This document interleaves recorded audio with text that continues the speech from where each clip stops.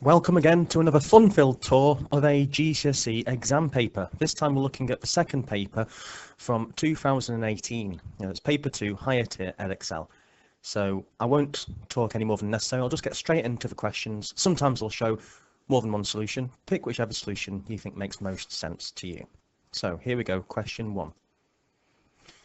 These are indices. Laws of indices need to be revised here to find these easy. So first off, simplify m cubed times m to the 4. This one we need to remember, if the base value is the same, in this case of both m's, we just simply add the powers together. So m3 times m4 is same as m of 3 plus 4. That's just m to the 7. We simply add these two little numbers together. M cubed means m times m times m. Okay. So why it's m to the 7. M cubed means m times by itself 3 times, and m to the 4, this one here, means m times by itself another 4 times. So in total, m's being multiplied by itself 7 times. Part B, we've got 5np cubed.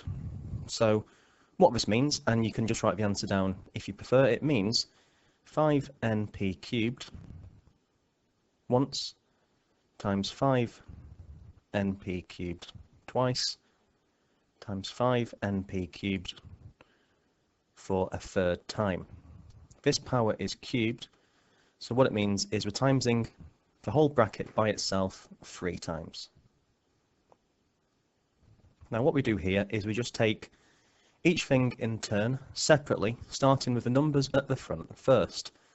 So 5 times 5 times 5, use your calculator, I'd suggest. So 5 cubed, or 5 times 5 times 5, is 125.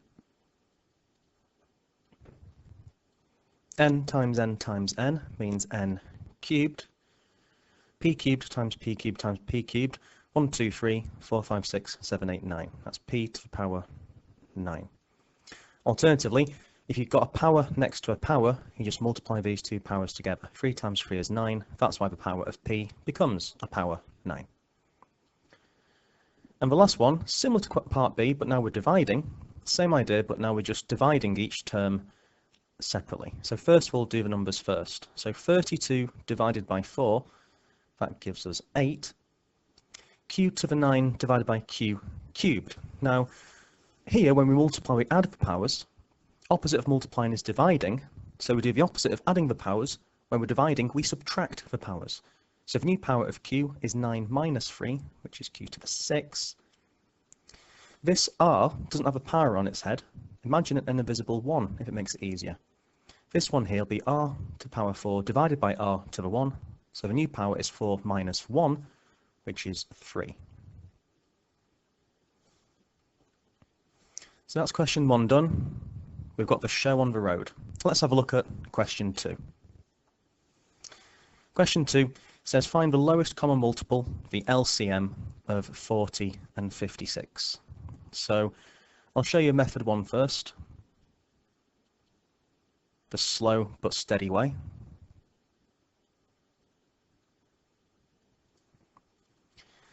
So lowest common multiple, it just simply means the smallest number in the 40 times table and the 56. So start with 40. I'll do 56 after. So all you need to do here is we can do 40 multiplied by 2. So 40 times 2 equals 80. Now to get the other multiples of 40, we just add 40 each time. So if you press plus 40, then equals. And you can keep pressing equals to get the next one, and the next one, and the next one. So 120, press equals again, is 160. So we've got 40, 120, 160, 200, 240, 280, and so on and so on and so on. And your calculator would do that for you. If you just press equals, equals, equals, it'll keep adding 40 and tell you these multiples of 40. We can do the same with 56. So multiples of 56. The first one is 56. Add another 56. Gives us 112. Add 56 again. 168. The next one, 224.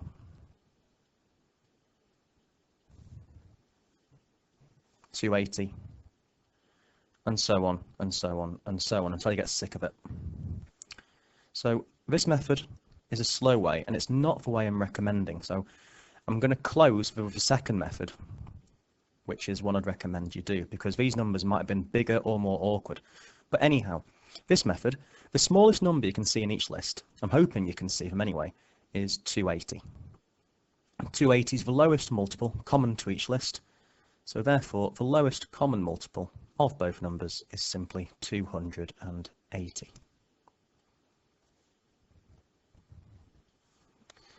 So method 2 is, I think, the best method.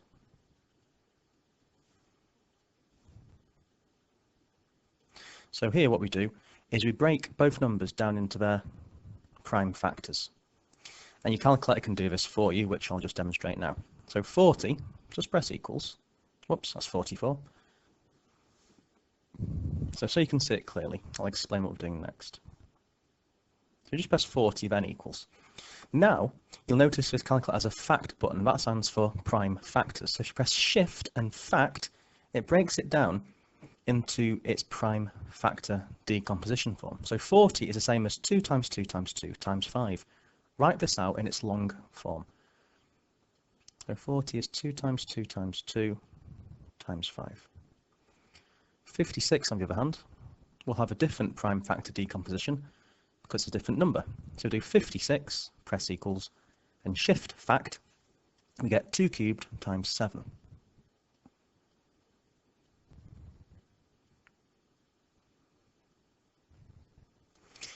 So now what you could do, if you wanted, you could actually draw a Venn diagram for these. I'll explain how this works. So if we have one circle in the Venn diagram being for number 40, and the other circle being for 56, then what we can see here is we can pair up some of these numbers. So 2 appears in each. So we can pair these 2's up, we can pair those 2's up, and we can pair a third lot of 2's up. So in the brackets, each pair you just write down once. Okay, so one pair of 2, a second pairing, a third pairing, 2, 2, 2. Now what we do, for numbers which wouldn't pair up, for numbers on their own, we just write into the separate circles. So 40 has a 5 on its own, so write a 5 here. 56 has a 7 left on its own, so write the 7 over here. Then what we can say is the lowest common multiple equals all these numbers multiplied together.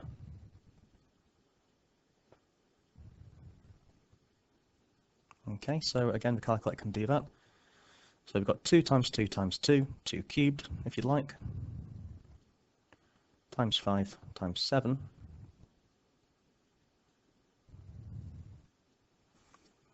So if we just try this next, 2 times 2 times 2 times 5 times 7, I get 280, which is exactly the same answer. Now you might be thinking, why am I saying for you to do this method, because that clearly took longer? Well, this method will always work, even if the numbers are really awkward. This method, in this case, was okay, but if it was like finding the lowest common multiple of 217 and 581, that would be much harder doing it this way. So, part B. Here we've got A and B written as such. Now we need to find the highest common factor of both A and B. So we can use a similar method for this one, based on what we did here last time with this Venn diagram, it's called. So what I'm going to do here, I'm going to just make a rectangle. Now I'm going to do A here, B there, and where they overlap is going to be where the numbers pair up. So write them out longhand. So A, I'll just get this bit of part A sectioned off so it doesn't get confused. So A, you can see is 2 cubed, so 2 times 2 times 2 n times 3 times 5. Whereas b, we've got 2 squared, 2 times 2, times 3, just 1 3, times 5, times 5. So we can pair some numbers up. So we can pair one lot of 2 here, we can pair another load of 2 here, we can pair these 3's up, and we can pair these 5's up. So in total we have one pair of 2, a second pair of 2. The numbers that pair up go in the middle, the overlapping bit, by the way. The 3's that pair, that's one pair of 3, so put 1 3 there.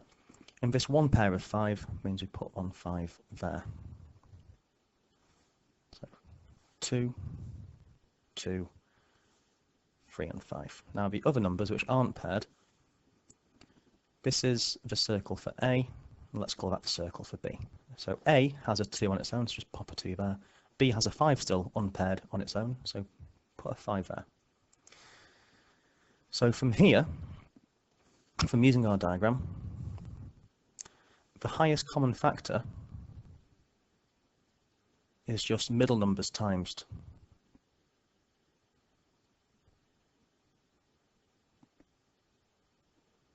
Together. So that's just 2 times 2 times 3 times 5, which gives us, well, let's check it with a calculator, shall we? 2 times 2 times 3 times 5, that's going to give us 60.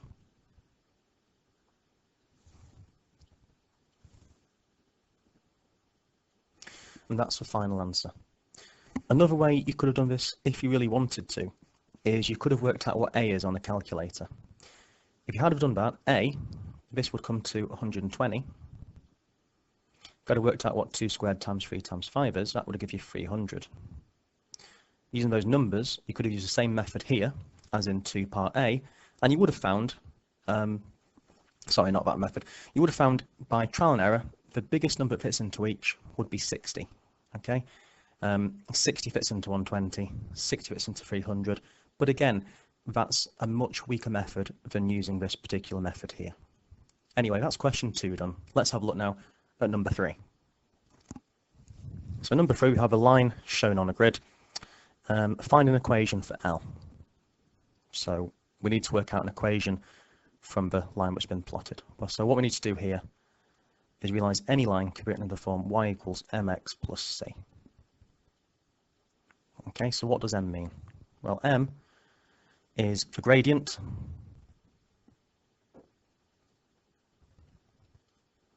which is the change in y divided by the change in x between any 2 points you want to pick. C, the number on its own, is where it crosses the y-axis. That's the y-axis intercept.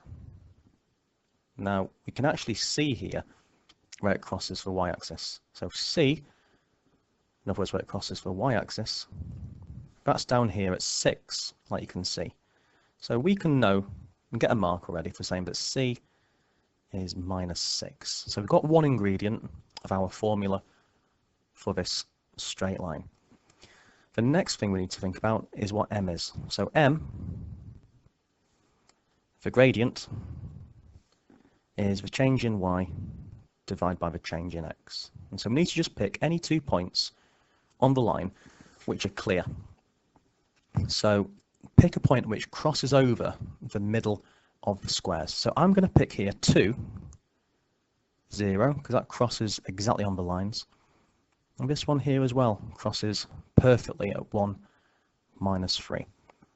So between these 2 points, let's just consider the change in y between these two. So the change in y is this blue line, whereas the change in x will be this green line here.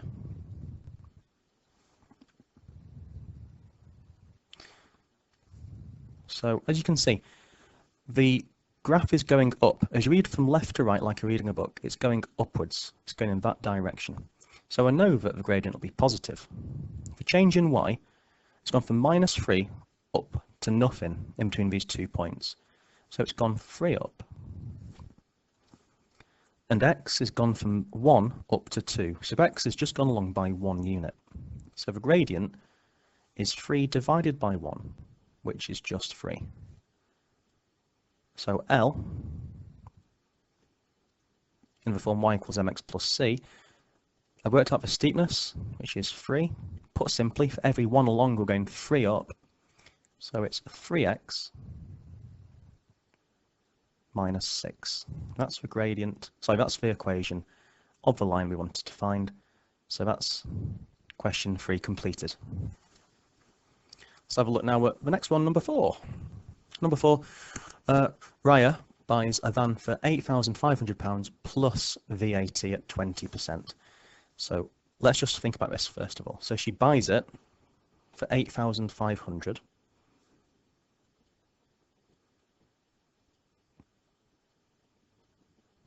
Then says plus VAT at 20%. So what this means is we add on 20% of the 8,500. So now we do plus 20% of 8,500. So obviously 8,500 is 8,500. Now to get the calculator to do the hard work for you, working out 20% of 8,500, we can do 20 shift percent of, we can type in as multiply, then 8,500 gives us 1,700.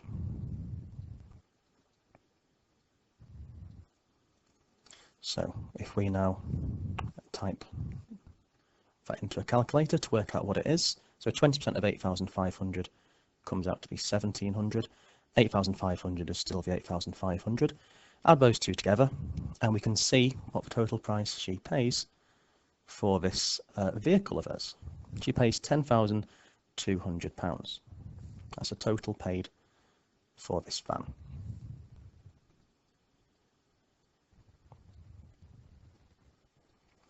She now pays a deposit. Deposit is just what's paid up front before anything else is paid out. She then pays the rest of the cost in 12 equal payments of £531.25 each month. So her 12 payments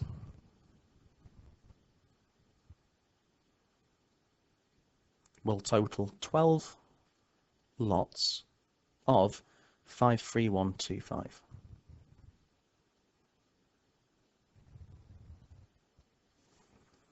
So 12 times 53125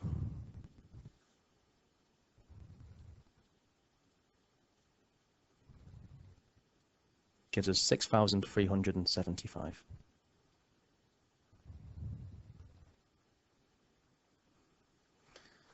So that's the rest of the money. So her deposit plus that £6,375 must have totaled the £10,200 in total that she pays. So therefore, we can work out from that what her deposit must have been.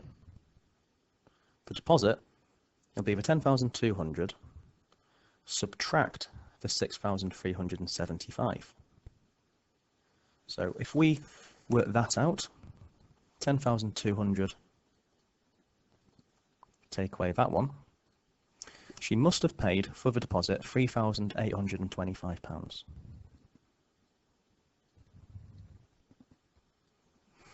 Now here's where you might think this is really hard, but again the calculator can save you day. Find the ratio of the deposit she pays. So the deposit she paid was this, to the total of the 12 equal payments, which is 10,200, which we got at the start. So we want a ratio of deposit to the total of the 12 equal payments. My mistake, I don't mean that, I mean 6,375 were her total payments. Apologies, almost fluffed my lines. So we want these two numbers as a ratio. So what she pays first, 3825. At this stage, we need to remember that ratios work very, very similarly to fractions. Think of it as a fraction in its simplest form. So the deposit, as a ratio of her 12 equal payments, will simplify in the same way as a fraction of a deposit to the total 12 payments. So if we work this out on the calculator, let's see what we get. So 3825 over 6375 simplifies to 3/5. So therefore her deposit as a ratio to the payments, instead of being 3/5, it'll be 3.5.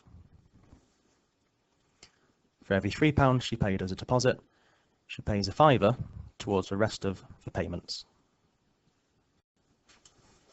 Here we have to complete the table of values for the function y equals x squared minus x minus 6.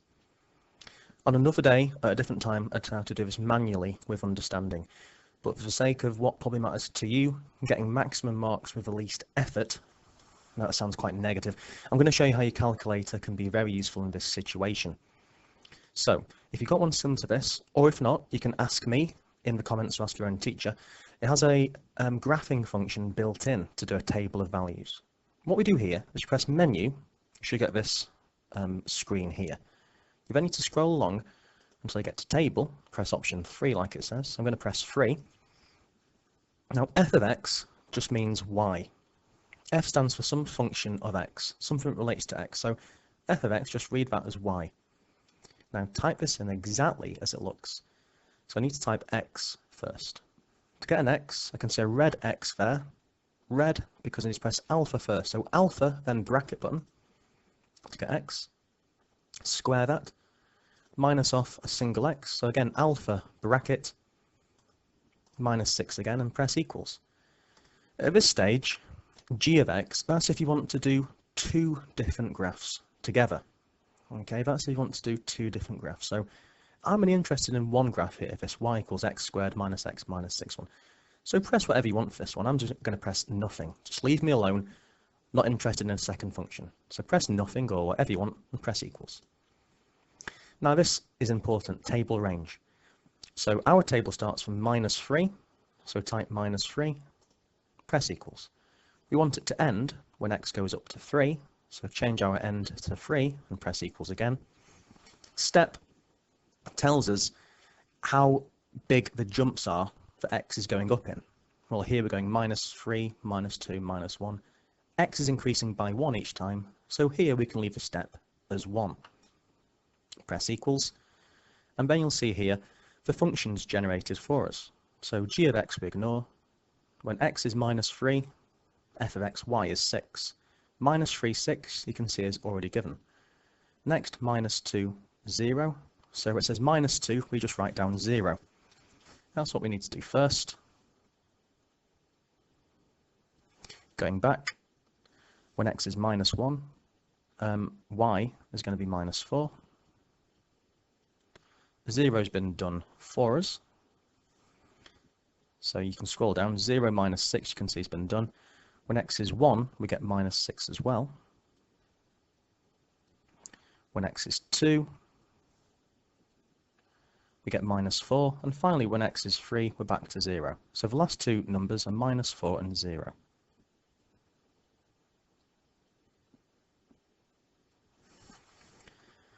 On the grid, we need to draw the graph of y equals x squared minus x minus 6 for these values. So it's essentially just plotting these points we've done. So you need to show the points being plotted correctly. So the first one, -3 up to 6, -3 there, up to 6, and plotting this point here. -2 and 0 is there. -1, -4 takes us down to that point. 0 minus 6 is that one. 1 minus 6 goes there. 2 minus 4. And 3, 0. Now, importantly, you need to remember this is going to be a quadratic curve. It's not going to be flat at any point. So here, that's not going to be a straight line. It'll go below in between 0 and 1. So do an extra test point. What's happening in between 0 and 1? So let's try when x is 0.5. 0.5, because 0.5, I'm going halfway in between that point and that point to find out what's going on here. So go back to the normal mode. So menu option 1. When x is 0.5, y will be 0.5 squared. I'm just subbing in 0.5 in place of x. Minus x, so minus 0.5, minus 6. I get this, press SAD, minus 6.25. So minus 6.25 will be something about there. Now what I need to do is try and draw a smooth curve through all of these points. Now, I find this particularly hard at the best of times, so I'll show you one I made earlier in a moment, but it should look something like this.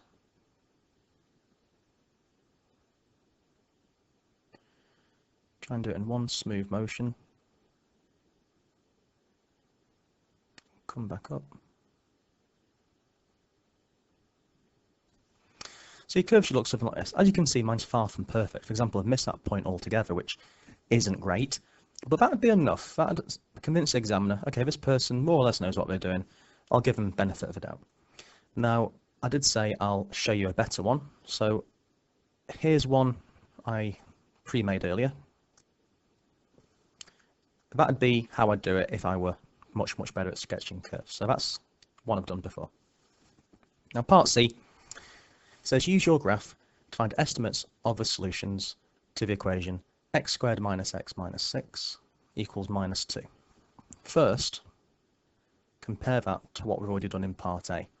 This here is the same as this curve. And in fact, because of the curve in red, I'll do that as red as well. So this bit here is the same as what's been pre-drawn. So that's y equals that. So what I can do over here, I could sketch on this one y equals minus 2. If it's a graph where y equals a certain number, a constant, it's going to be a straight line just going across like this. However, it's not going to cross at 6.5.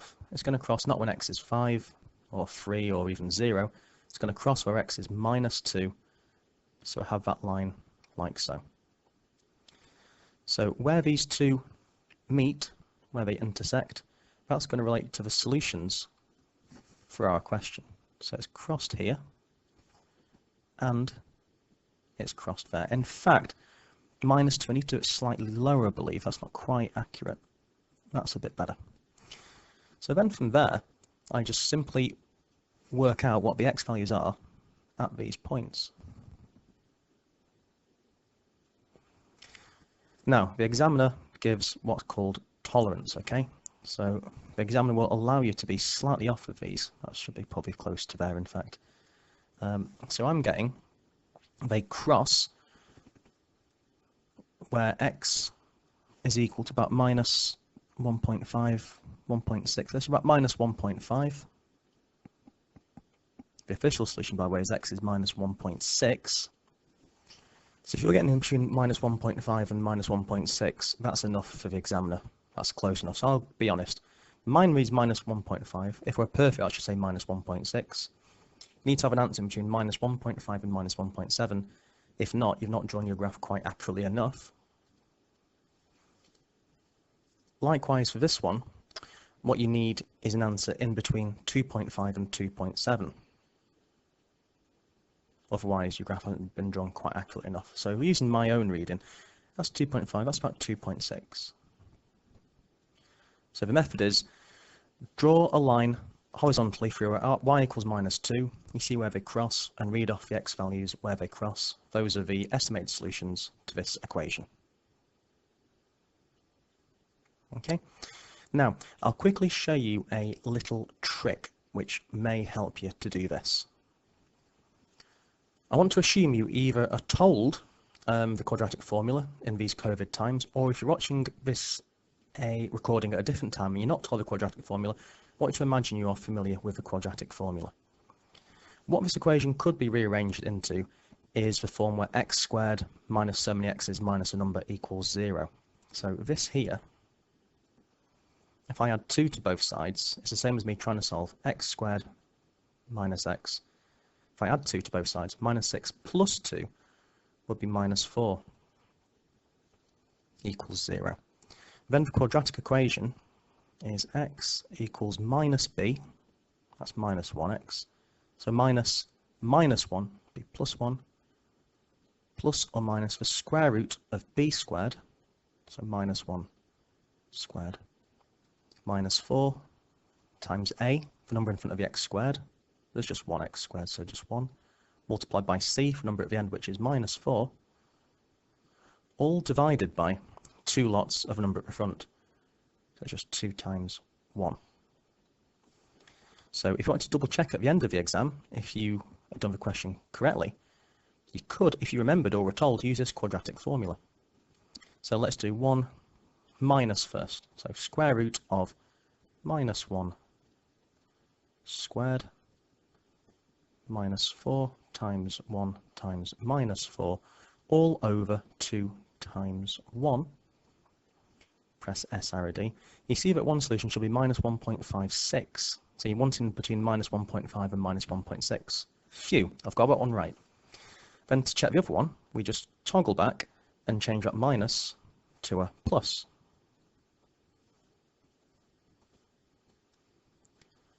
.5 or 2.6-ish. Phew, I've got that one right as well. So that's how you could potentially double check your answer using the ClassWiz calculator.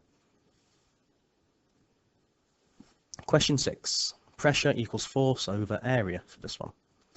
So we're told a force of 70 newtons. So we're told the force acts on an area of 20 cm squared. So we can calculate straight away what the pressure for this is. The pressure is the force, which is 70, divided by the area, which is 20. That gives us, if I'm trying to calculate, 3.5 newtons per cm squared. So that's the original pressure. Now the force is increased by 10 newtons. The area is increased by 10 cm squared. So if I call this P original, that's original pressure. The new pressure, if the force is increased by 10 newtons, then this new force, which used to be 70, will now become 70 plus 10. That will become 80. Likewise, the area, that used to be 20, if that's now increased by 10, the area will now be 20 plus 10, which will become 30. So the new pressure we can work out on the calculator. So if we do 80 divided by 30, we see that we get 8/3. And to be honest, you can leave it like this. If you press S arrow D, whatever you do, do not write 2.6. That dot isn't your calculator getting old.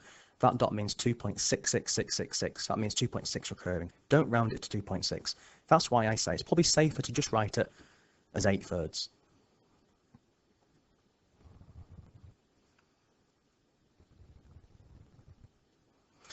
Now, Helen's making a claim.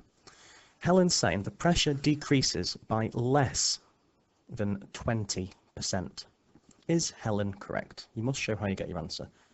So there's a couple of different ways of doing this. I'll show you one method and then a second method. Whichever method you prefer, you use that one. I don't mind. All I care about is if you understand. Now there is a formula for percentage change. And it's the change divided by the original. That's for fractional change, and to change from a fraction to a percentage, I multiply by 100. So here, the actual change in pressure is the original 3.5 minus 8/3 divide that by the original pressure, which is 3.5 newtons, times by 100. Give myself more space actually.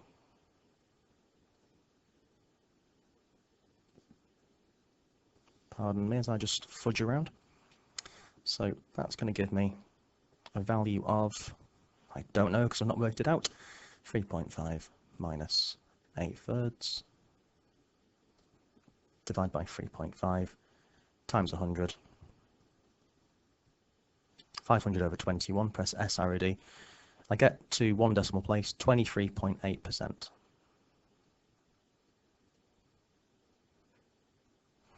But she's saying it decreased by less than 20%. Well, 23.8%, that's more than 20%.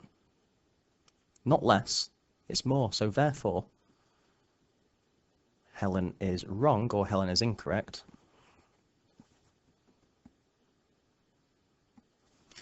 Because it decreases by more than 20%.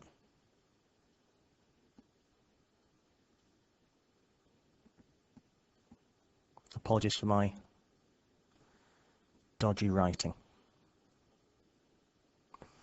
Second method is we could work out what 20% of the original pressure is. 20% of the original pressure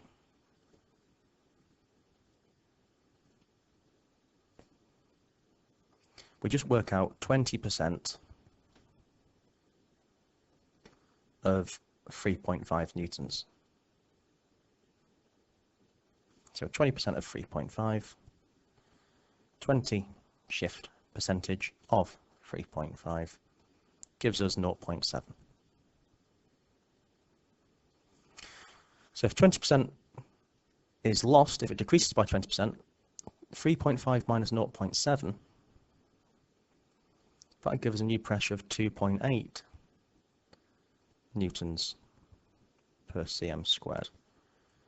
But, of course, the new pressure, P new,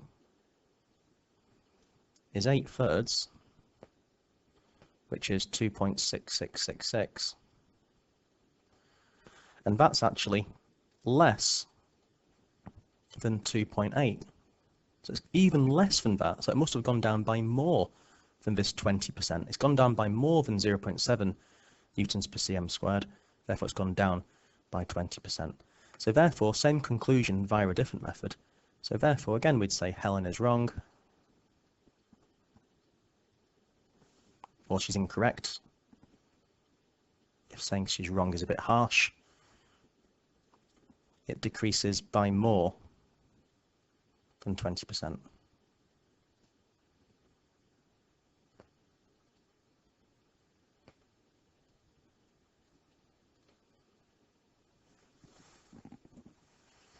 Question 7, a enlargement.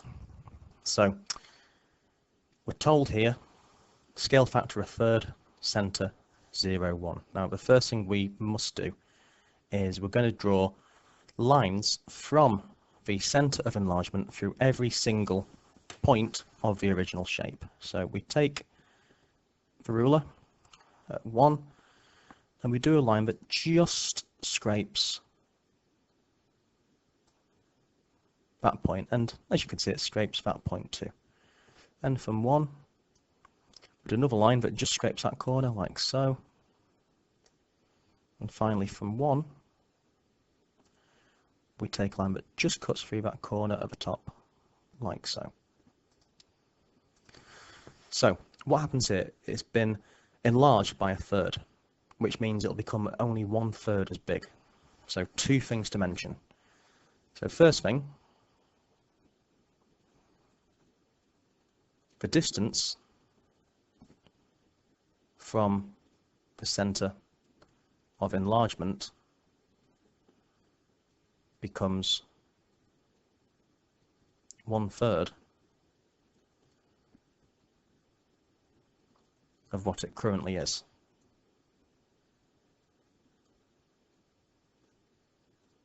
Okay. Another thing to consider, point 2, is lengths of the shape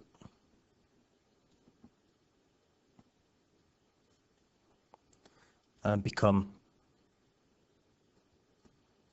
1/3 as long. So the lengths here become 1/3 of what they are now. To find 1/3 of something, we divide by 3. So with that in mind, this is actually not as bad as it might appear. So for example, if I just take this top length here, this currently is 3 long, okay? From one end to the other, that's 3 along.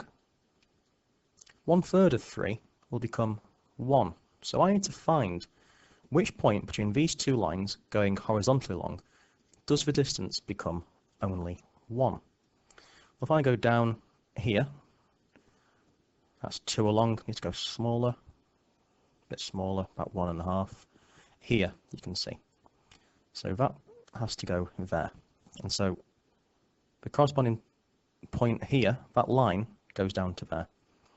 In a similar way, from there to there is 3 down. 1/3 of 3 down is just 1 down. So it goes there. This line here is 3 squares down diagonally. Divide that by 3, I go 1 square down diagonally, like so. And finally, this one here goes 1, 2, 3, 4, 5, 6 squares down. 1/3 of 6 is 2. So 2 squares down to finish off. That's what we have. So that is our enlarged shape. It's a misnomer.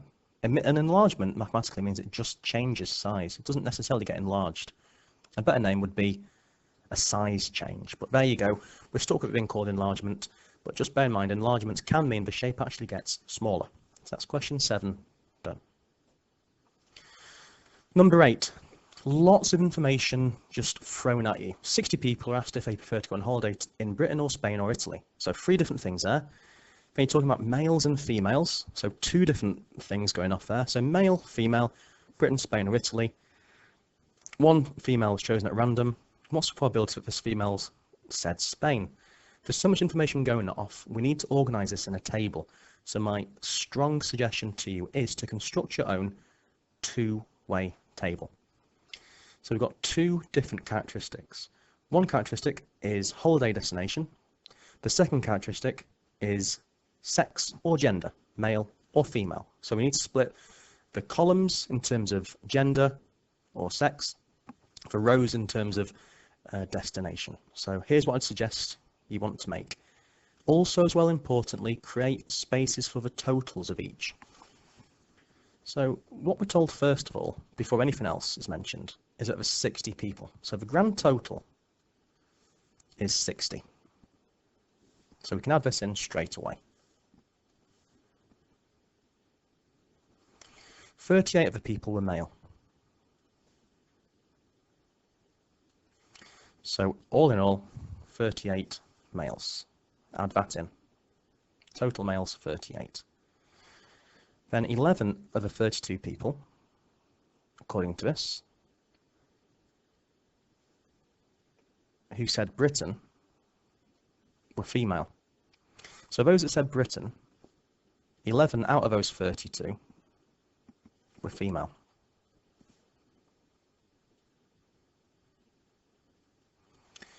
Next, we're told that 8 males said Italy. So Italy, male, we fill in 8.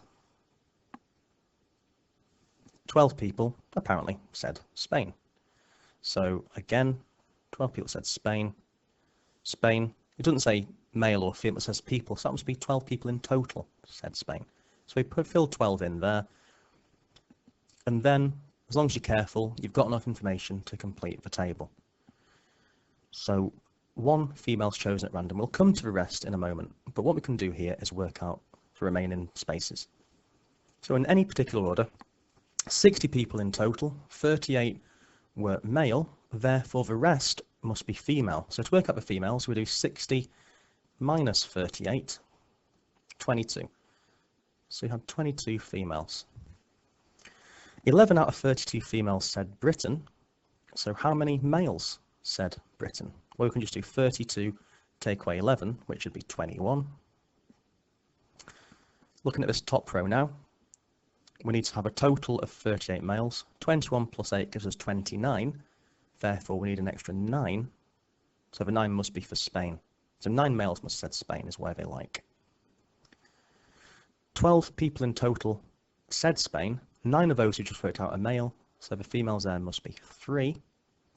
Now at this stage, if you notice, we've got enough information to just answer the question, because it only says what's the probability this female chosen at random said Spain.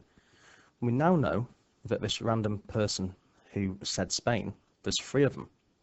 But just for the sake of completion, I'll finish the table off with you. Total people 60, 32 plus 12, that gives us 44.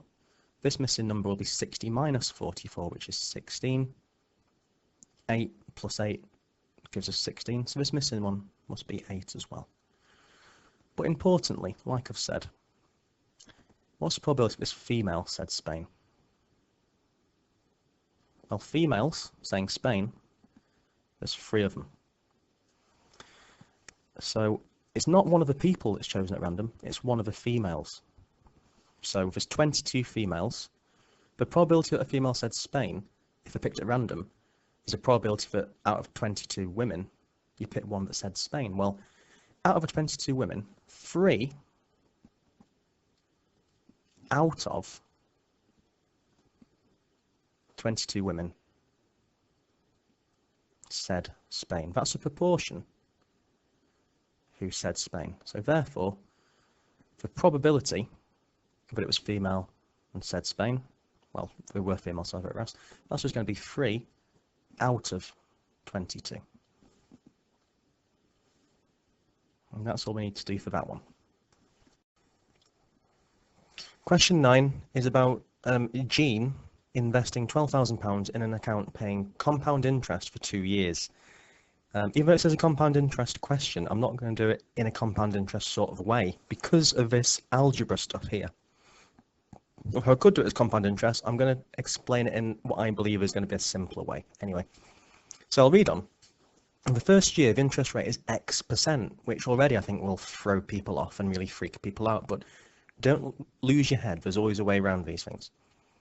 At the end of the first year, the value of Jean's investment is 12,336. What we can do here is just base this off of what we're told so far.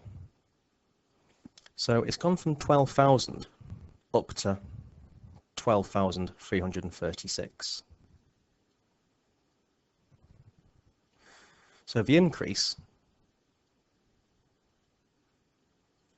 is obviously £336. Now, from this, we can actually work out what the percentage increase is. In other words, we can work out the percent interest. So it's gone up by £336. So the percentage increase is the actual increase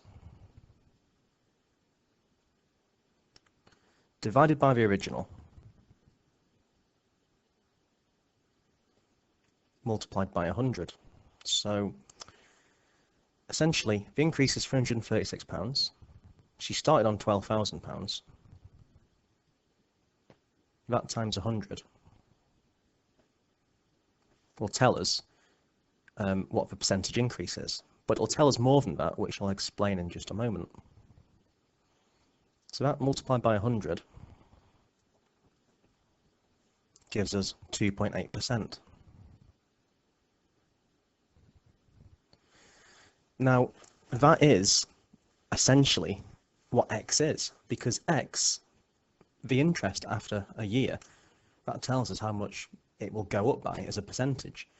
So the percentage increase is 2.8%, so therefore X must be 2.8.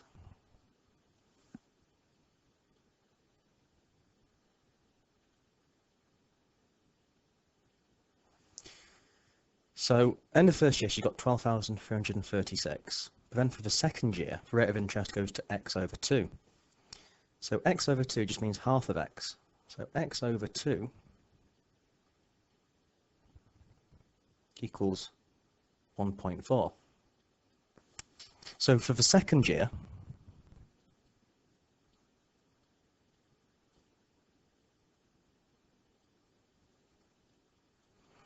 She starts on 12,336.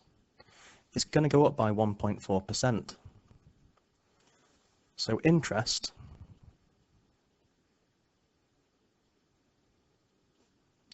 is going to be 1.4% because that's what x over 2 is. It's going to be 1.4% of this 12,336, which is what she ends up on at the end of the first year. So what we can do here is work out just 1.4% of 12,336. So we can do 1.4 shift percentage, then multiply by 12,336. And that'll give us an answer of £172.70 to the nearest penny.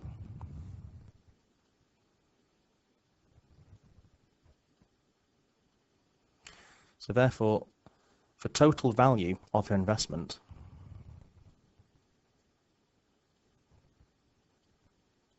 will be what she started with at the end of year 1, essentially the beginning of year 2.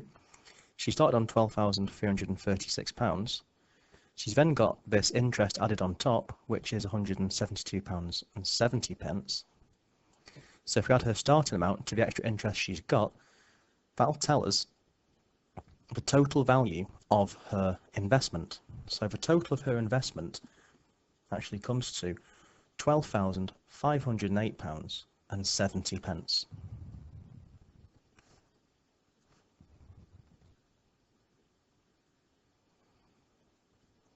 So there's a way of making this much easier, but I totally understand if by reading this question you've been freaked out thinking, what on earth is this beast? But hopefully that will show you it's not maybe quite as bad as what you'd imagine. Just checking it's right, yeah. So to the nearest penny, we've got 70p. That's question 9 done. Not the best looking of questions, looks quite intimidating, but if you keep your head and think around the question, it's not entirely evil as it would initially seem. Question 10. I've got A and B vectors drawn on a grid. So A is going along 1 and up 2, and B goes along 1 and down by 3. On the grid, we need to draw and label the vector minus 2A. So first of all, what I'm going to do, I'm going to just put on copies of A and B. So a vector has a direction and a size only. Its location is up for debate. So A and B, copied out, are here. So A is going up, B is going down. Now, minus A will have the same size, but just goes in the opposite direction. Same for minus B. Minus A has the same size as A, but just goes in the exact same direction. So it goes along the same line, but downwards. B goes down here. Minus B will go along the same line, but up. So here are copies of minus A and minus B. So if we want to draw and label the vector minus 2A, you need to think of it in terms of minus one lot of A minus another lot of A. So it's going to be two lots of this vector minus A. So what I'm going to do here, I'm going to put this on the grid. So there's one lot of minus A and another lot of minus A would be this here. But of course, with vectors, we only need one line showing the direction. So that's just a way of me showing you how it works. But in actual fact, we only need to have one arrow. So this arrow there doesn't need to happen, nor does that one. Put an arrow in the middle to designate the direction. So this here, going in that direction, is the vector minus 2A. Then it says work out A plus B as a column vector. So that means I want one lot of A. I can use what I've got already here on the diagram. Now what I can do is add on two lots of B to this. So vectors are added from the end of one to the start of the other. So B starts here. So then put the start of B at the end of A. So that's one lot of B, but I need two lots of B, so I'm just going to grab and drop another one and pop it there like so. So A plus 2B means we start at the beginning of A, so we're starting here. That goes along A, then 1B, then another B takes us right down here, where X is 6 along and we're not far up at all. We're 6 along, 0 up. So the overall direction we've gone is this. That's the overall direction. So to write it as a column vector, the top number means how far we've gone overall to the right. Right is positive, left is negative. So let's think about this. To go from there down to 6, we've gone 1, 2, 3 units to the right. So the top number is 3, because we've gone 3 to the right. Whereas the bottom number, this one here, means how far up we've gone. We've not gone up, we've gone down from this starting point. We've gone down by 1, 2, 3, 4. So the bottom number we need to write in is therefore minus 4. And that's all we need for question 10. Question 11, we have f and g, which are functions which do certain things to x. So f of x is 2 over x squared. So whatever x is, we do 2 divided by that value of x squared. And g of x is 4 lots of whatever value of x cubed. So f of minus 5, we start off simply enough. F of minus 5 just means our input here is minus 5. So instead of 2 over x squared, we're now just needing to do 2 over minus 5 squared. It's just a substitution of minus 5 in place of x. So we can just type this straight into the calculator, no problem at all. So 2, and put the minus in brackets. Just make sure you do that, otherwise you'll make a mistake. Wherever you see an x, feel free to wrap the x up in cotton wool, bracket cotton wool rather. So minus 5 squared, we get 2 over 25. If you're getting minus 2 over 25, you've not typed it in correctly. So that's 2 over 25, which, if you wanted to, as a decimal, could be 0.08. Either option's fine. So you should either have 2 25ths, or you should have minus 0.08. Finally, this one here, FG1, that means f of what G1 is. So you work at the end and go back. So you work out from the number first. So do G, then you do F. So G of 1, we're just going to replace the X with 1. So G of 1 equals 4 lots of 1 cubed. And again, be my guest to put this on a calculator just to make sure you're not making any errors. But you should find 4 times 1 cubed just gives you 4. So F G of 1, I know what G of 1 is now. G of 1 is 4. So I can replace G of 1 with simply 4. And F of 4, again, we just replace the x with a value we want to put in for the function f. So that's going to be 2 over 4 squared. If we try this on a calculator, 2 over, in brackets, 4 squared, that gives us 1/8. You write it as a decimal if you want, 0.125, but you're absolutely fine to leave it as 1/8. So that's 11 done. Question 12, just a simple graph matching exercise.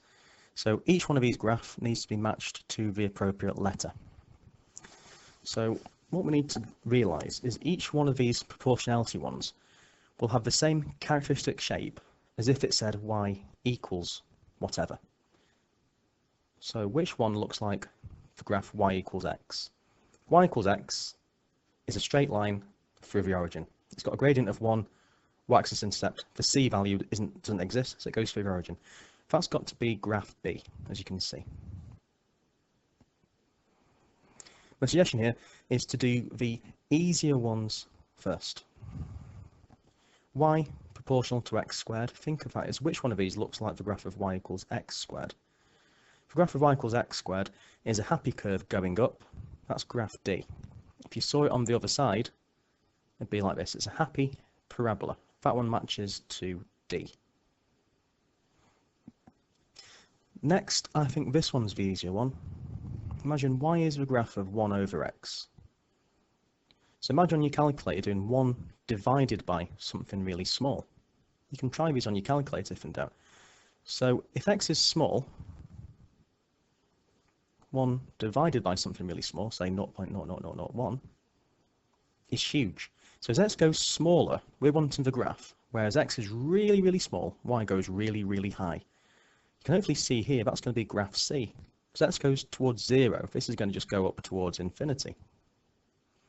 Likewise, as x goes huge along here, y will equal 1 divided by something huge, y will go towards 0. So this one would match to C.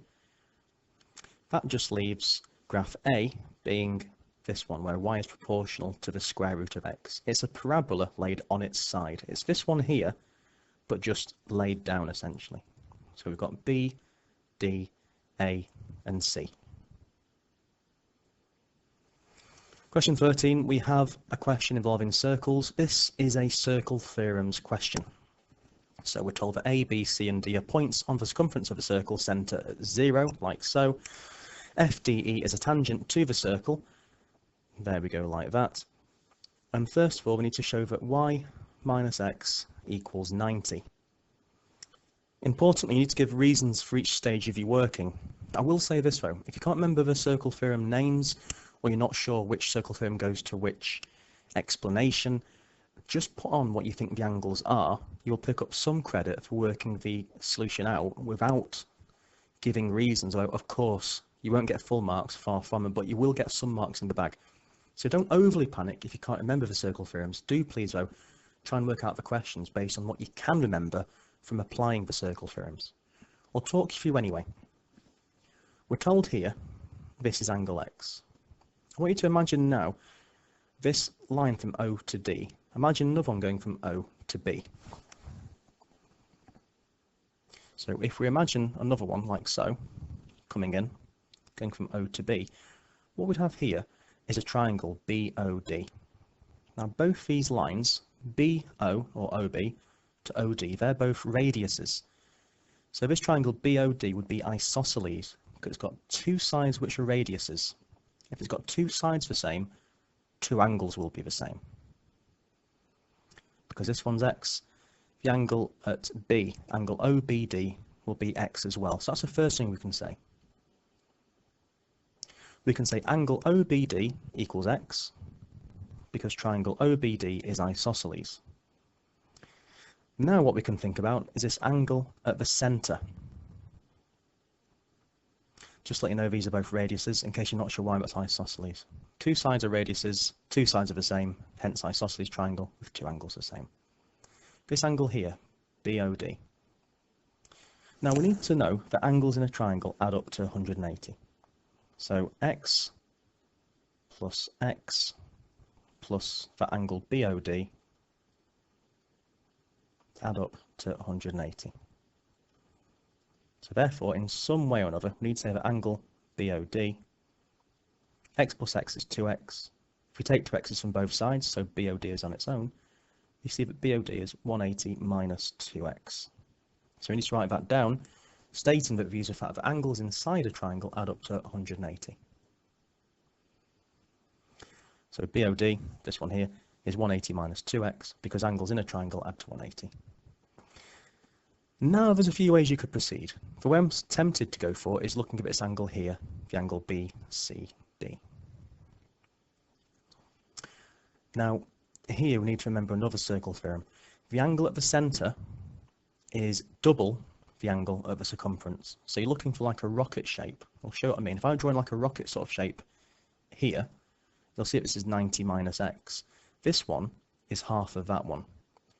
If this is 180 minus 2x, if you half that, half 180 is 90, half of negative 2x is negative 1x. So I'm going to just add in thick red line so you can see this rocket sort of shape here.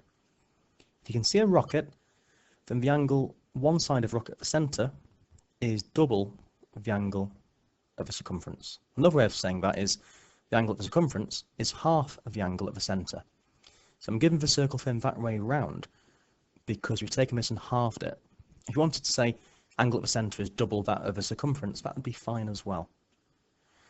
So next up, what can we do next? Well, next we can consider angle y. Now if you look here, from A to B to C to D, that's a four-sided shape with each of the corners A, B, C and D touching the circumference of this circle. If you've got a four-sided shape, a quadrilateral, with each corner on the circumference of the circle, that's called a cyclic quadrilateral. And the circle theorem fact you need to recall here is the opposite angle of a cyclic quadrilateral. They always add up to 180 degrees. So 90 minus x plus y will add up to 180 degrees. For the reason, angles in a cyclic quadrilateral add to 180. I've just put in thick red the cyclic quadrilateral so you can see here. Those two opposite corners add to 180. Next, we can just solve this here. So we've got this equation to solve. If I just give myself some more space and do the working up here. So I've got 90. I'm going to put the plus y first actually. So I'm going to write plus y minus x equals 180. Now if I subtract 90 from both sides,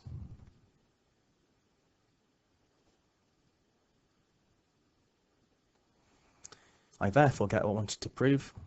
Therefore I've just got y minus x equals 90 degrees, which is what I wanted to show all along. Part B, it says Dylan was asked to give some possible values for what x and y could be. He says y could be 200 and x could be 110, because 200 minus 110 gives us 90. Is he correct? A yes or no won't suffice. You need to give a valid reason if he's right or wrong. Just think about what y is first of all. Y, as you can see here, y is an angle in this bottom triangle ABD. Angles in a triangle add up in total to 180, so no individual angle in any triangle can be bigger than 180 degrees. So it's got to be wrong. Y can't be 200 because it's an angle in a triangle. So one thing we could say is actually, no, he's not correct because y must be less than 180 because it's an angle in a triangle. It's an angle in this triangle at the bottom. You could also say is wrong for a different reason. Another angle in a triangle we've got in terms of x is this one here I did in blue at C. C is 90 minus x. If x were 110, this would be 90 minus 110, which would be minus 20. You can't have a shape with a negative internal angle in it. That's just impossible. So another possible reason we could have given is this one. We could have said, no, the angle at C is 90 take x, and so if x was 110, the angle at C would be negative, which is impossible. So I'd suggest any one of those two reasons in your own wording would pick you up the mark for 13B. Question 14 now. We have a distance time graph showing information about part of a car journey. Use the graph to estimate the speed of a car at time 5 seconds. First of all, we need to just have a look at what's been given to us. It's a graph, I know, but just check here. One's distance travelled, the y-axis is distance travelled, the x-axis is time taken. So if we think about what the gradient of this one would be, obviously I know it's a curve, but bear with me, it's not a straight line. The gradient for any point be the change in y divided by the change in x. Now in this case, the change in y would be distance travelled, and the change in x would be the time taken. But just think for a second what distance travelled divided by time taken is, either from a maths class or a physics class. This essentially is a definition of speed. So that equals the speed of the car. Now, because it's a curve, we can't treat it as a straight line and just work it out from any 2 points. What we need to do here for a curve, we take the gradient of a tangent. So we need to draw a tangent at the time when t equals 5. And I'll explain what a tangent is. A tangent is a straight line that just touches the curve. So I'll show you one I've done earlier, but I'll show you how to do it manually here. So at 5 seconds, we've got this point here. So what we're needing to do is we need to get our rulers, or a straight edge, which I assume is a ruler for most people. Then we just go to this point and try and angle the ruler so it just touches the curve at that one point. We don't want it, for example, here. If we did it here, that would cut the lower bit. If we do it too high, for example that'd be cutting there. So I'm not saying that it's an exact thing to get right. It's very hard to get right. Only at A-level do you find how to work out the gradient of a tangent. So you're just doing it by eye and feel. So that looks about right to me. It's just scraping at that point there. So if I were to do a line there, so then you get your pen or pencil and do a straight line through, going through that point there. That, for me at least, that line there would be an okay tangent. It just scrapes the curve at the point t equals 5, doesn't cut it elsewhere. That is an okay tangent. Here's one I did earlier. So as you can see, very similar steepness. Now the examiner will be very lenient in terms of if your steepness is different to mine, because it's hard to get exact. But first of all, you need to draw a tangent line. Then you need to use your tangent to work out the gradient. So the gradient of a tangent is what you need to calculate next. And the gradient of your tangent for a distance time graph will tell you the speed at that point. So the gradient of a tangent at t equals 5 is the speed at t equals 5.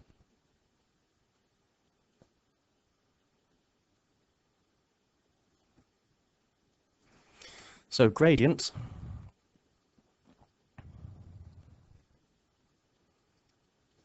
is going to be the change in y. We can say change in distance if we want.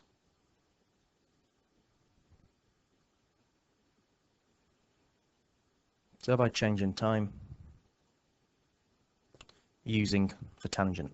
So what we do here is just pick any 2 nice points on the tangent where the line goes through a point you can easily read off. So I would suggest, for example, looking at mine, that seems quite a nice point.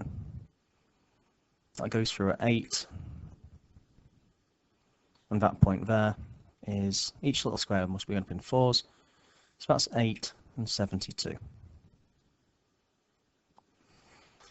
Whereas another point we could pick is the actual point itself. So when t is 5, we can just read across and see that the distance there is about 28. So the change in distance between these 2 points is as follows. It's going to be,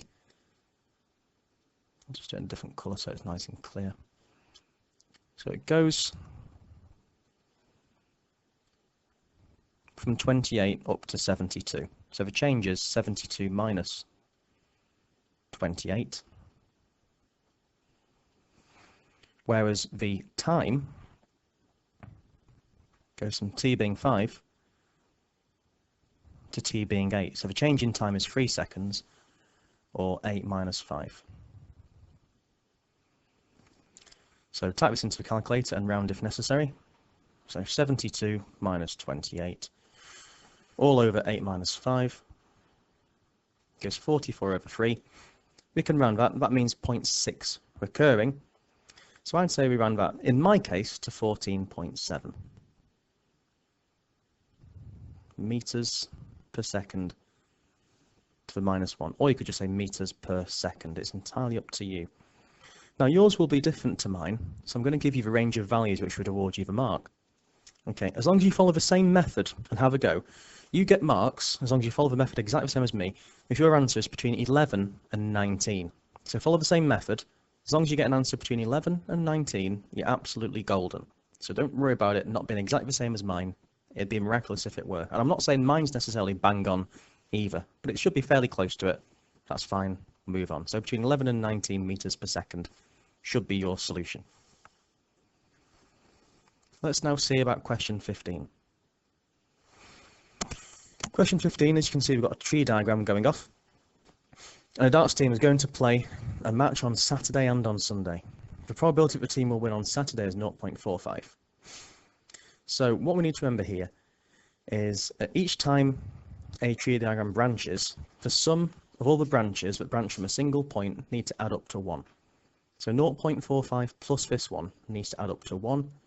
This one needs to be 0.55. 1 minus 0.45 gives 0.55. It now is conditional. If they win on Sunday, depends on if they win or not on Saturday. So if they win on Saturday, the chance they win on Sunday is 0.67. So if they win on Saturday, the chance they win on Sunday is 0.67. So the idea is if they win on Saturday, they're in high spirits, it increases their chances of winning again. Their confidence is up as a team. However, if they don't win on a Saturday, the probability that they'll win on Sunday drops. If they lack confidence, they're likely to lose again because they've lost their belief. So if they don't win on Saturday, that's this route down here, the chance they'll then win is 0.35. So I can fill in that one as being 0.35. Again, the same rule applies though. Each time a tree diagram branches from the same point, those branches coming from the same point must add up to 1. If this one's 0.67 at the top, this one down below needs to be 0.33. If this one here is 0.35, then this bottom one will be 1 minus 0.35, which will be 0.65. Next, for part B, we have to find the probability that the team will win exactly one of two matches. So this is the probability of two different things. So to win exactly one match, that means they could win on Saturday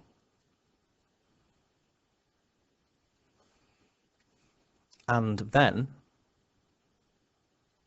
they'd have to lose on Sunday.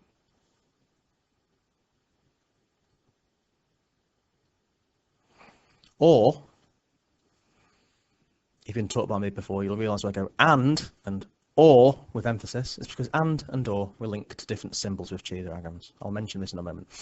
So they could win Saturday and then lose Sunday, or there's a probability that they lose on Saturday and then win on Sunday. So why am I saying and or so strangely, you might be thinking? Well, with probability, the chance of one thing and then the other straight after implies we multiply the probabilities. So probability of winning on Saturday is 0.45. And, like I say, works as a multiplier. The chance of losing on a Sunday is 0.33. Now, if and works as a multiplication, or we think of as a plus. This one, the probability that they lose on Saturday is 0.55. And, so when I multiply that by the probability that they do win on Sunday, which is this 0.35. So all that remains is to actually calculate that with our calculation machine, which is often called a calculator. So let's see what this is. So 0.45 multiplied by 0.33, and then plus 0.55 times 0.35. Press equals, and I get 341 over 1,000. You can leave it like that if you want to, that's absolutely fine. Or, if you prefer as decimal, it's 0.341. So leave it as a fraction your calculator gives, or the decimal, either answer is absolutely fine and acceptable. So 0.341 is for question 15. Question 16 now. Well, 16 links to something you just have to know. So, I can't really explain this to you in this video without going off on a tangent. No math joke intended. But if you've got a graph where it's x squared plus y squared equals some number here, this is the equation of a circle centered at the origin. So if we have a circle with a center at the origin, the equation is always x squared plus y squared equals r squared, where r is the radius. That's how you can define a circle centered at the origin. That's the equation of it. So x squared, check. Y squared, check. So this number here, 12.25, must be the radius squared. So we write down that 12.25 is the radius of this circle squared. So therefore, the radius of the circle we need to draw is going to be the square root of 12.25, and that's going to give us, let's see now, so square root 12.25, I get 7 over 2, in other words 3.5.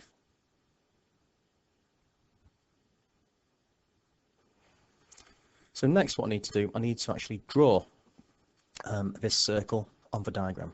Now I could cheat and do it my way. What you're going to have to do is to use your compass.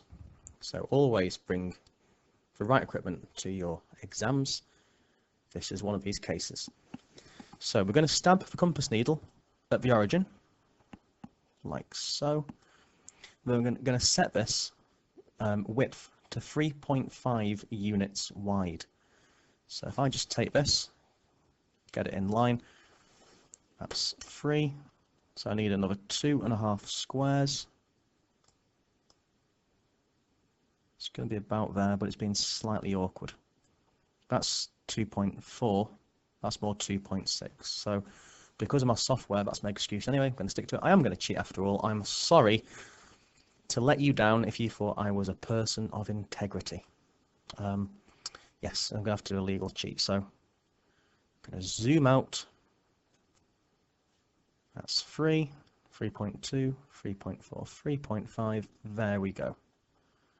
So that's a circle with radius 3.5, near as damn it anyway. Not quite perfect, but there we go. So I've done the equation of a circle. That's x squared plus y squared equals 12.25. Part B, I need now to find estimates of these simultaneous equations. So what I'm going to need to do, I've drawn the graph of a circle. I now need to draw the graph of x plus y equals 1. Where they cross over, where those lines intersect, that will relate to the solutions of our simultaneous equations. What I'm going to suggest here, though, we rearrange it into the form y equals mx plus c. So if I subtract 2x on both sides, I get y equals minus 2x plus 1. So the gradient is minus 2.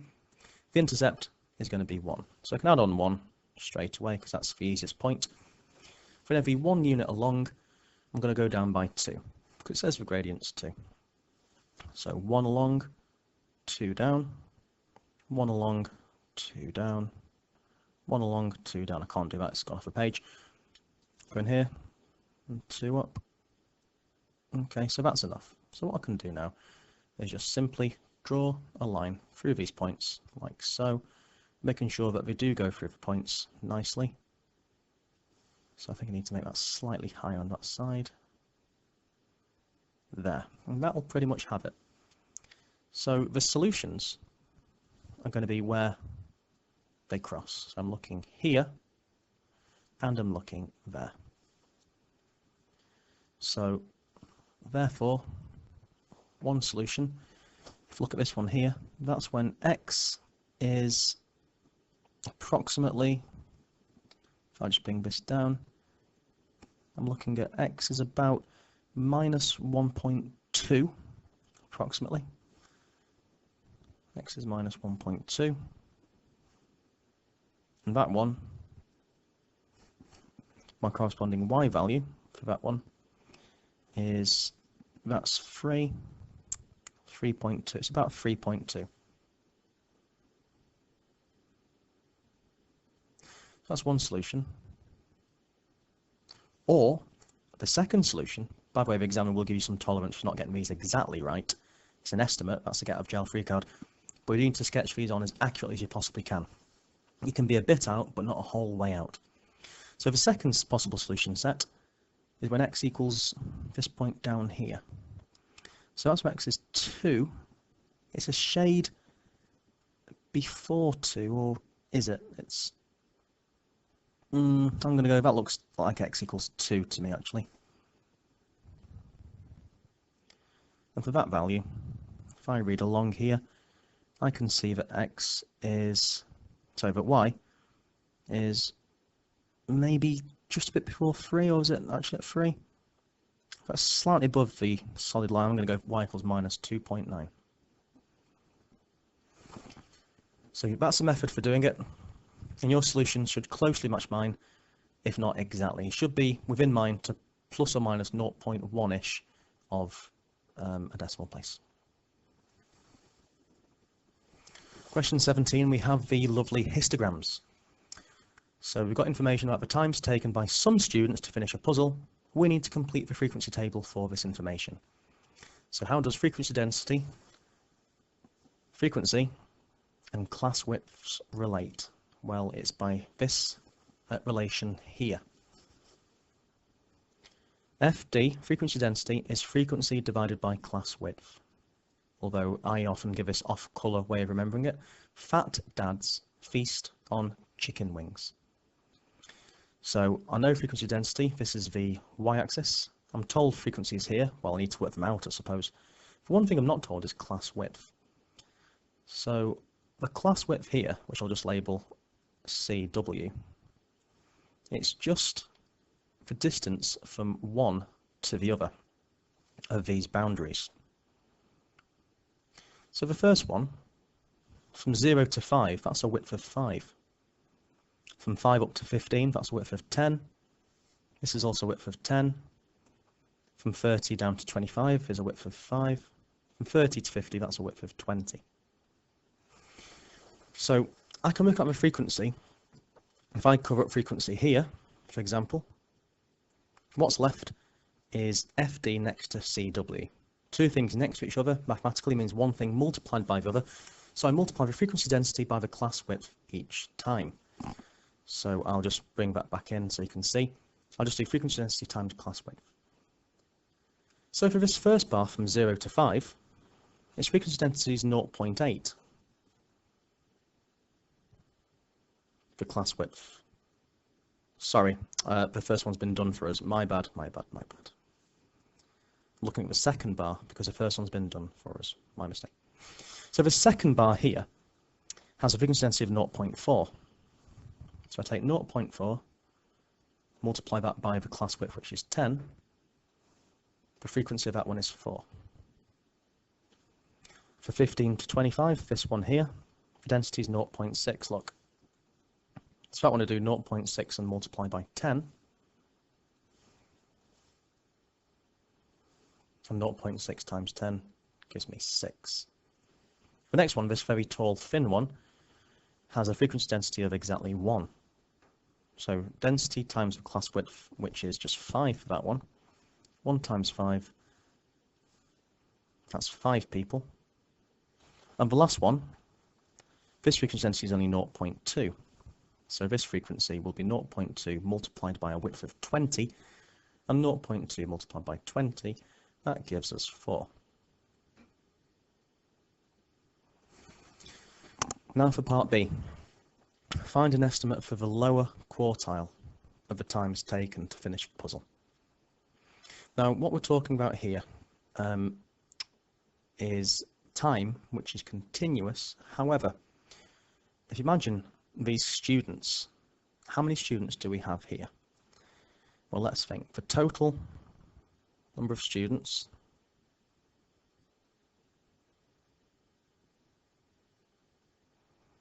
so add up all these, so 4 plus 4 plus 6 plus 5 plus 4.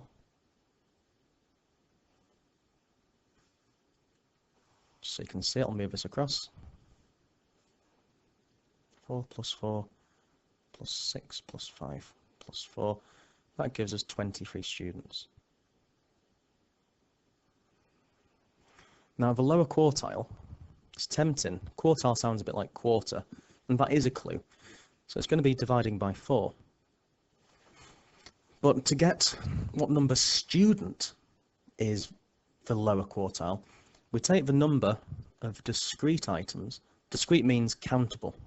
Number of people is a discrete data value because it's either one person or 2 or 3. You can't have a decimal number of people. Because it's discrete, what we do to work out quartiles or medians, before dividing, we add 1 to the number. Okay, why do we add 1? It just works. For example, if you're lucky enough to have 5 digits on your finger, your middle finger, not in a rude way, don't raise it, but your middle finger is your 3rd digit. If you take 5 and divide by 2, the middle one isn't 2.5, it's a third, so it only works if you do 5 add 1 to get 6, then half. Same with quartiles. So 23 plus 1 is 23 plus 1 is 24, divide by 4, lower quartile is the time for the 6th student. So the first 4 are here. That's 4 students. The next interval is 4 students. So if I want the 6th, 6 is half of 4.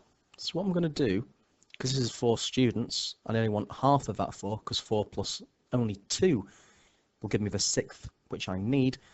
I'm just going to take the middle of this interval as my estimate. So the 6th person, my estimate, is that they would have taken 10 minutes to finish a puzzle.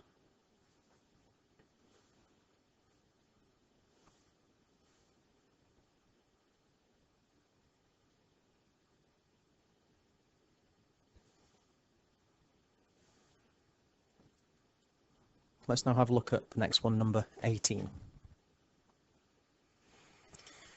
Number 18, we have a cuboid. So let's add information we know already. We're told AB is 7.3. So AB, 7.3. This is length from here to here. So let's add that in first of all. Next, we're told about CH. CH is 8.1. CH means from C to H. It's the height of a cuboid. That's 8.1. Let's label that on as well. Angle BCA is 48 degrees. Well, BCA is the angle at C as you go from B to C to A. So it's going to be this angle here in the corner as you go BCA. So that's BCA. So sketch that on. That's what it looks like. Now, ultimately, okay, I'm trying to find the size of the angle between AH. AH means between A and H. So A's there, H is up there. What I'm trying to do, eventually, okay, I'm going to try and find this angle here. The plane ABCD, a plane is just a flat surface. ABCD is just the base of a cuboid. So in plain English, I'm trying to find the angle between the base of this cuboid and the angle up to H. It's the angle of elevation from the floor up to H as we start from A. So this diagonal line from A to C is going to be something which we're going to want to find eventually. So let's see if we can think about how we could find this length from A to C.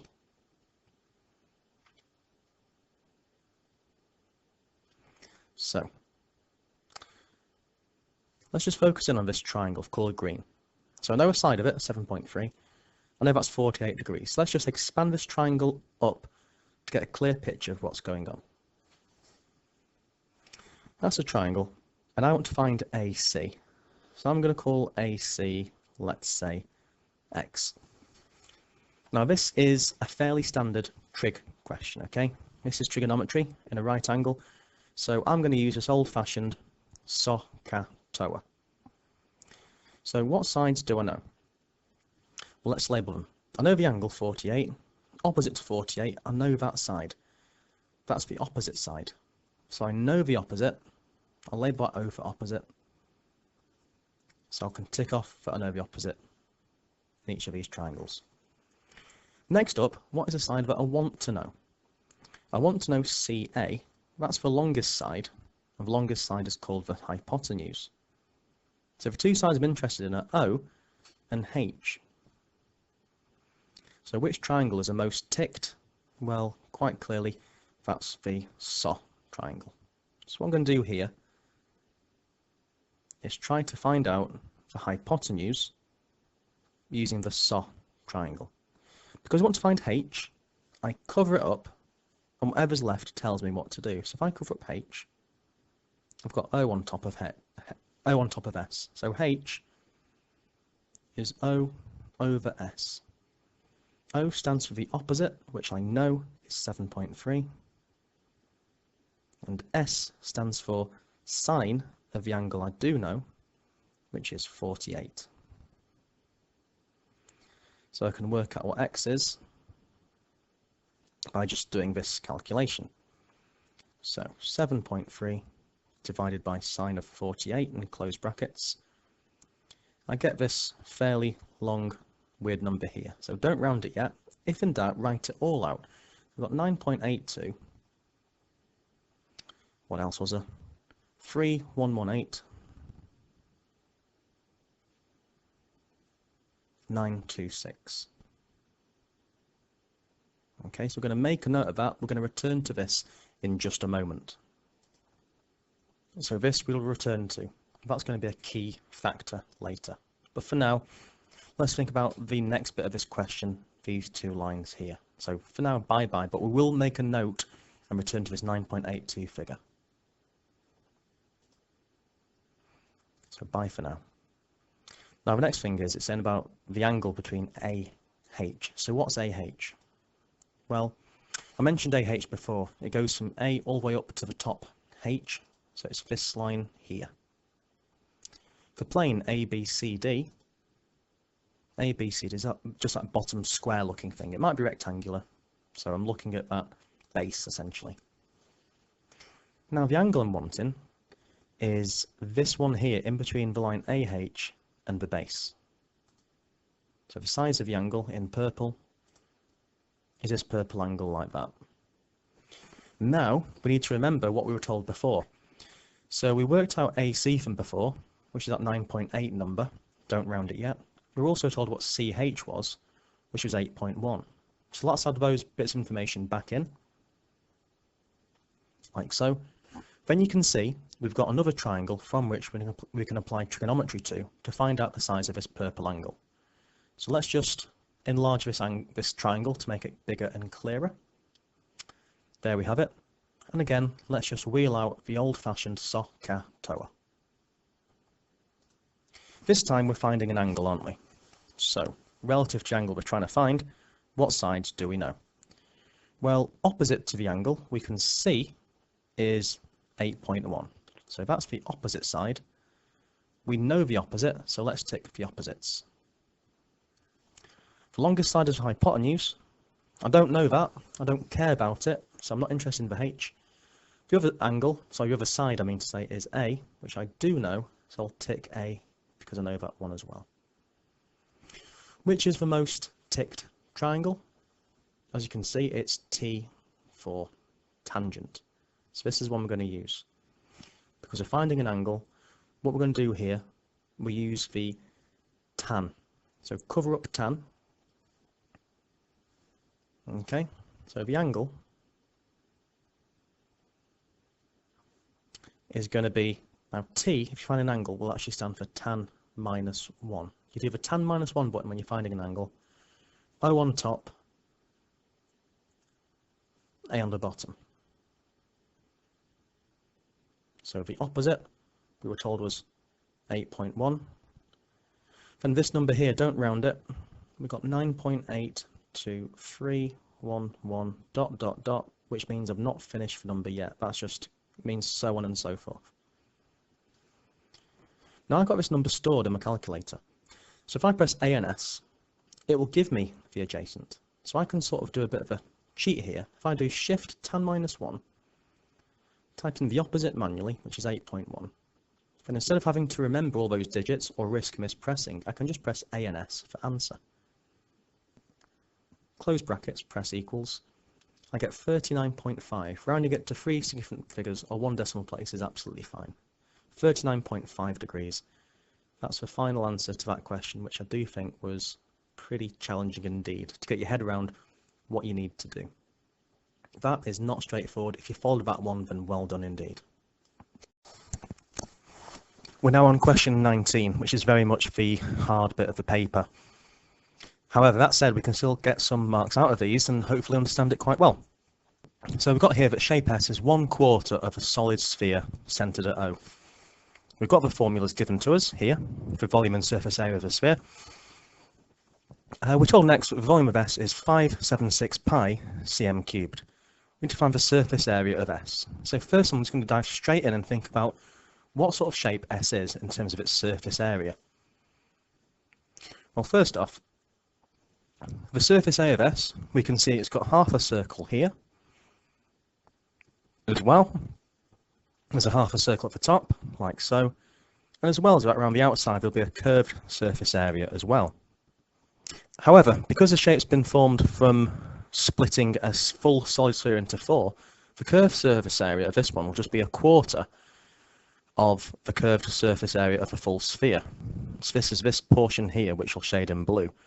But this blue bit will go all around the back. It's all of that curved surface area. So that's how we're going to calculate the surface area of S.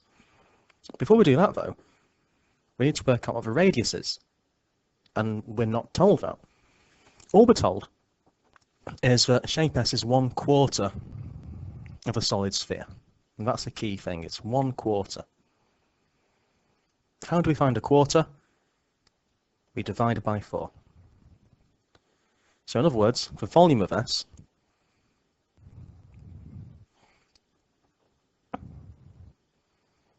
is going to be the volume of a full sphere, which will be 4/3 pi r cubed, divided by 4. Now importantly, 4/3 of something divided by 4 will just give us 1/4, sorry, 1/3. So the 4/3 bit, if I divide it by 4, it gives us 1/3. So the volume of S is actually just 1/3 of pi r cubed,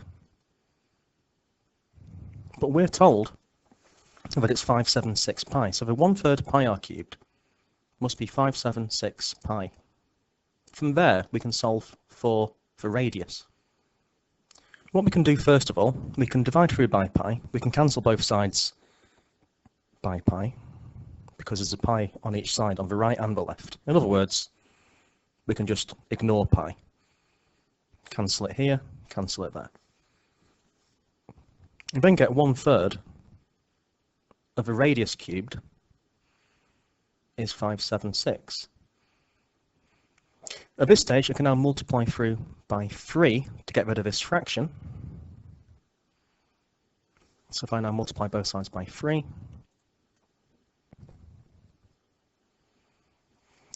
I'll get that the radius cubed will be 576 multiplied by 3, which is 1728.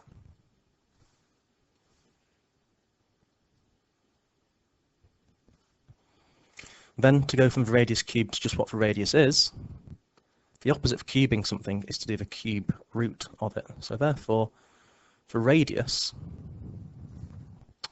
make a bit more space. So therefore, the radius equals a cube root of 1728. So how do we do that? We go to the calculator, we're going to press Shift and then the power button. Here we type 3 because we want the cube root of 1728, and that gives us 12. So the radius is 12. So that's our way in to actually doing this question now. So we've got two half circles. What I'm going to suggest we do, we've got two halves of a circle.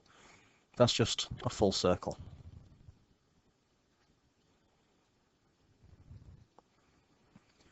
So the surface area is going to be a full circle plus a quarter of a curved surface area. Now, the full surface area is 4 pi r squared.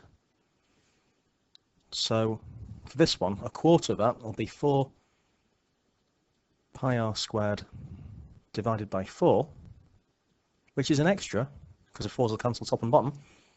That's an extra pi r squared. So the quarter surface area of the full sphere is pi r squared. So what we've actually got here is 2 lots of pi r squared. So these two halves make a full circle. Area of a circle is pi times radius squared. I know the radius is 12 now, so that's pi times 12 squared. And over here, plus another pi times 12 squared. I can now work this out. So shift pi times 12 squared plus another shift pi times 12 squared. I get here 288 pi. Press S arrow D. I want it to the accuracy of 3 significant figures. In other words, that's the nearest whole number. So 904, but next to 4 is a 7, so it rounds up to 905. So the curved surface area is 905 cm squared to 3 significant figures.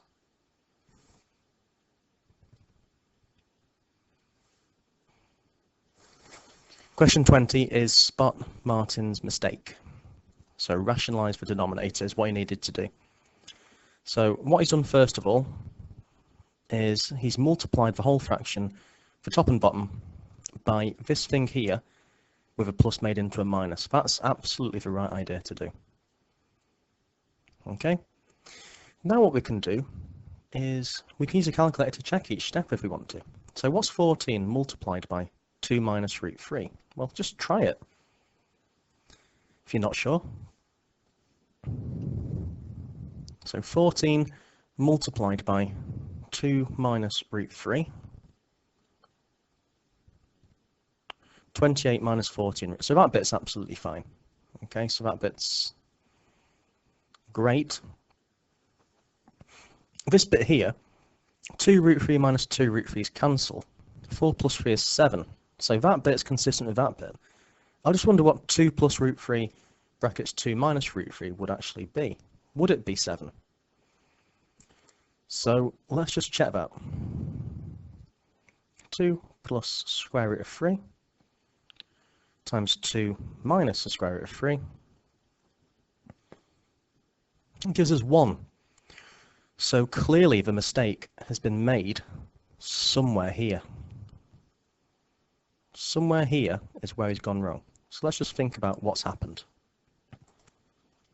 So it'd be worth an idea just checking his expansion of 2 plus root 3 times 2 minus root 3. So whichever way you want to expand, whether it be FOIL, which I'm not a fan of, or using the grid method, which I'm a fan of, this one here, let's just check to see what he should have got. Well, 2 times 2 is 4. He's got that, so that's okay. Root 3 times 2, that gives us 2 root 3. He's got that, so that's okay. 2 times minus root 3 is minus 2 times root 3. So that's fine. What's root 3 times minus root 3 though? If in doubt, try it on here. Root 3 multiplied by minus root 3. He should have got minus 3. Actually, what's he got though? He's ended up with positive 3, so we've spotted the mistake. Bear in mind, there's only one marker, so you don't need to write a load of writing for it, but just simply say something like, once you found his mistake, I'd say root 3 times minus root 3 equals minus 3, but Martin put positive 3.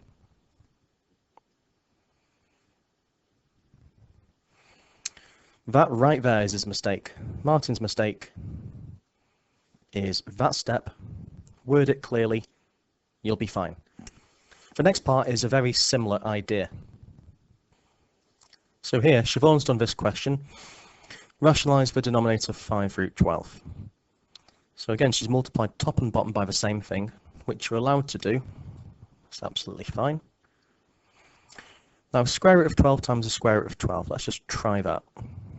She's got that right. You should know that it's 12, but if you've got a calculator in your exam, why not use it to its full potential? Root 12 times root 12, that's right. But what's 5 times root 12?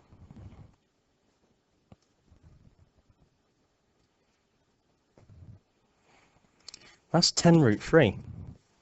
She's got it in terms of root 2, so this is probably where she's gone wrong. So she's kept the 5 as 5. Let's just think about what root 12 is, because it should be in terms of root 3. Well, root 12, could we just try this on a calculator? We could. Root 12 should be 2 root 3. She's put 3 root 2.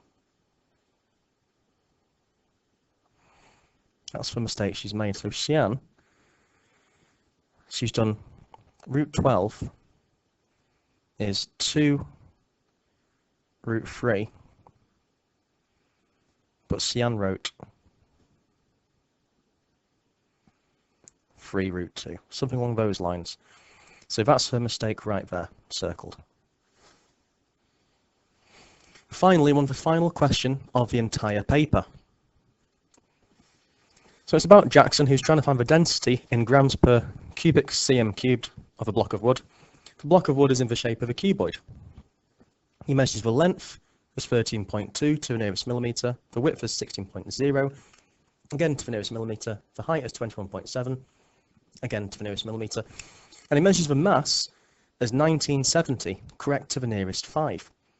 By considering bounds, work out the density of a wood, give your answer to a suitable degree of accuracy, show all working.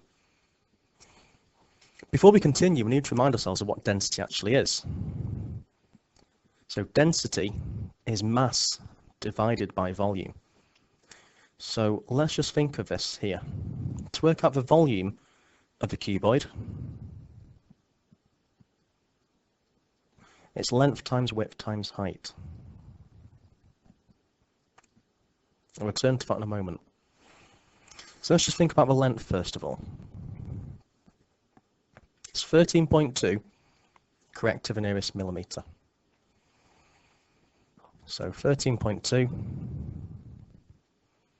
is what's been rounded to.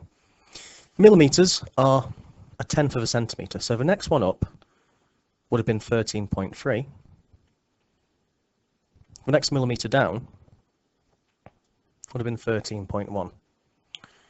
The bounds come from taking the halfway points in between. So the halfway point between 13.1 and 13.2 is the lower bound of a length. I'm going to call this L min. So halfway between 13.1 and 13.2 is 13.15. Alternatively, think of it as the smallest possible length that would have still rounded up to 13.2. Whereas here, halfway between 13.2 and 13.3 will tell us the maximum length. So the maximum length, the absolute cutoff between it rounding down and up, would have been 13.25.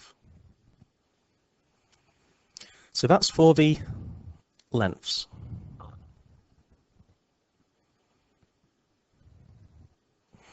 Next we do similar for the widths. So the width is 16, correct to the nearest millimetre. Okay, so same idea. You should notice here, if you found the nearest millimetre, it'd be the same process as this. You should get that the minimum width, W min, would be 15.95. And the width maximum, the upper bound for the width, will be 16.05. So that's halfway between 16.0 and 16.1. We'll do the same for the height. So the height's 21.7 to the nearest millimetre. Again, we employ the same strategy as before. So the upper bound for the height, do the lower bound first actually. The lower bound would be 21.65. And the upper bound, height maximum, will be 21.75.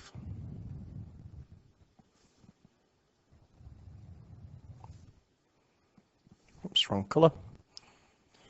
Now I've got some other bounds to consider as well, if this question wasn't boundy enough. Finally, we need to consider the mass. It measures the mass as 1970 correct to the nearest 5. So for this one, we need to think in terms of multiples of 5. So 1970 is what it's been rounded to. The next multiple of 5 up would be 1975. The multiple of 5 going down at the lower end would be 1965. Again, we take the midpoints in between to find the absolute bounds. So in between these two, at the lower end, the mass minimum, the lower bound for the mass, halfway between these two would be 19,675. And the halfway point between these two, 1970 and 1975, will give us the maximum mass, the upper bound of the mass, which is 1972.5. So we're almost good to go. We've got the ingredients now, it's just a case of putting it into context. So we need to find the density of a wood to a suitable degree of accuracy. So we need to think about the maximum possible density it could be based on these bounds, and the smallest possible density based on these bounds. So let's go for what the density min would be. What's the lowest possible density? Well, density is mass over volume. So think of it as a fraction. Fractions are smallest when the bottom numbers are made as small as possible. So the minimum density will be when the mass is at a minimum. And fractions are as small as possible when the denominator is as big as possible. Denominator is what you're dividing by. If we divide by something bigger, it minimizes the value of the fraction. So we want to go for the max. Okay? So what we're going to have here is the minimum mass is actually going to be 1967.5.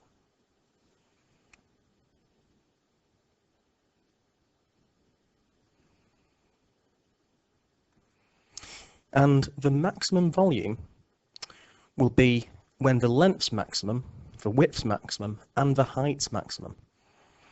So the max length is 13.25 times it by the maximum width, which is 16.05, times it by the maximum height, which is 21.75. That's how I'm going to maximize the volume. So plug that in and let's see what we get.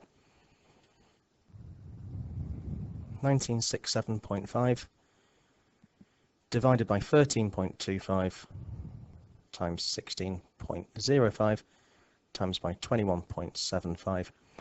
I get here d min to be a value of 0.2453677 and so on. So 0.4253677.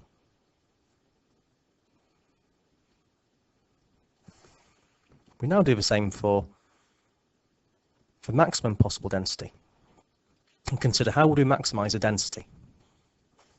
Well, this time, instead of going for the minimum mass, we maximise the mass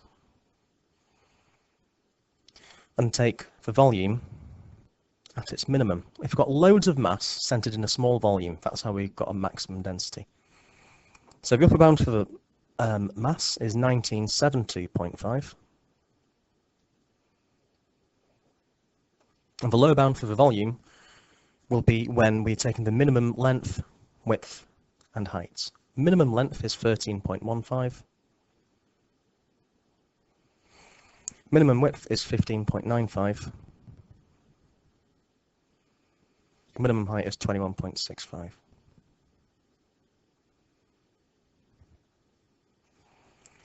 So if you put those in, 1972.5 and 13.15 multiplied by 15.95 multiplied by 21.65, that gives us approximately 0.43438 and so on.